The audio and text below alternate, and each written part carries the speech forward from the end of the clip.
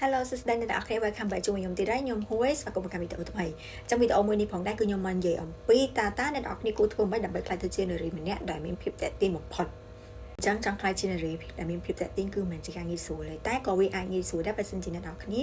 ចេះពីតិចនៃទាំងអស់នេះអញ្ចឹងចង់ដឹងថាតើយើងត្រូវធ្វើបែបណាដើម្បីខ្លាចជា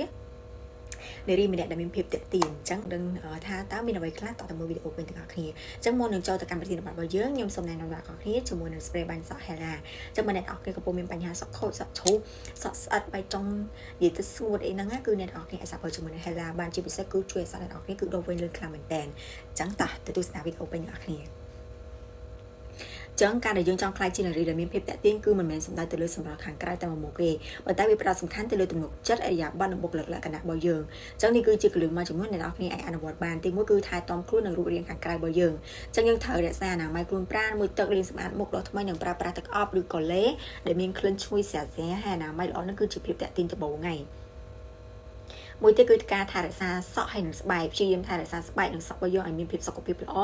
ហើយយើងមិនចាំបាច់ផាត់មុខក្រាស់ៗអីពេកទេគ្រាន់តែរក្សាភាពស្អាតពីធម្មជាតិទៅគឺបានហើយមួយទៀតគឺស្លៀកពាក់សមរម្យនិងស្អាតបាតជ្រើសរើសសម្លៀកបំពាក់ដែលសមនឹងខ្លួនប្រាណរបស់យើងធ្វើឲ្យយើងមានអារម្មណ៍ថាស្រួលហើយនិងមានទំនុកចិត្តហើយសម្លៀកបំពាក់ស្អាតបាតនិងមានរបៀបរៀបរយនឹងគឺជួយបង្កើនភាពតាក់ទាញបានច្រើន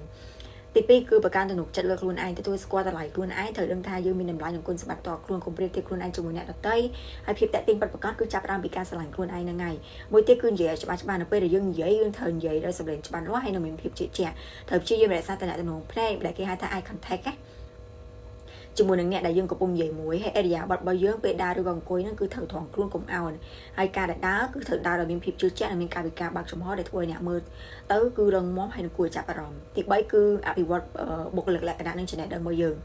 មានចិត្តល្អរួសរាយរាក់ទាក់មានភាពតាក់ទាញពិតប្រាកដគឺស្ថិតនៅការប្រព្រឹត្តរបស់យើងចំពោះអ្នកដទៃអញ្ញឹមមិនបានច្រើនចេះយកចិត្តទុកដាក់និងចេះស្ដាប់អ្នកដទៃហើយមានគោលដៅក្នុងជីវិតការដែលយើងមានក្តីស្រមៃនិងគោលដៅច្បាស់លាស់គឺធ្វើឲ្យយើងខ្លាចជាមនុស្សម្នាក់ដែលមានមន្តស្នេហ៍និងគួរចាប់អារម្មណ៍ព្យាយាមអភិវឌ្ឍជំនាញឬក៏ចំណេះដឹងរបស់យើងជានិច្ចហើយត្រូវមានភាពវៃឆ្លាតនិងទាន់សម័យអានសភៅតាមដានព័ត៌មាននិងព្យាយាមបង្កើនចំណេះដឹងទូទៅរបស់យើងការដែលយើងអាចចូលរួមក្នុងកិច្ចសន្ទនាដែលមានន័យនិងចាប់អារម្មណ៍គឺនឹងរឿងផ្សេងៗគឺជាភាពតាក់ទាញដ៏ខ្លាំងក្លាមែនទែនទី4គឺរក្សាភាពវិជ្ជមានកុំត្រូវចេះគ្រប់គ្រងអារម្មណ៍ខ្លួនឯងកុំបដិអារម្មណ៍អវិជ្ជមានគ្រប់គ្រងយើង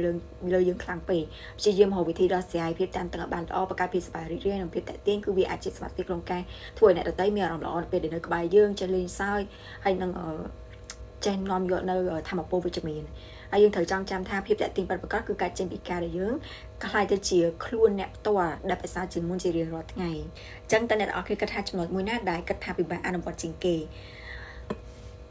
អញ្ចឹងវីដេអូមួយនេះគឺមានប៉ុណ្្នឹងទេអញ្ចឹងបើមានចម្ងល់អាច comment សួរនៅខាងក្រោមវីដេអូនេះបានហើយបើអ្នកនរគ្នាកំពុងមានបញ្ហាសក់ចូលសក់ដល់វិញលឿនជាបានរកបញ្ហាសក់ខូចសក់ជ្រុះគឺអាចប្រើជាមួយ Hela បានសូមជួបគ្នានៅវីដេអូក្រោយទៀតបាយបាយ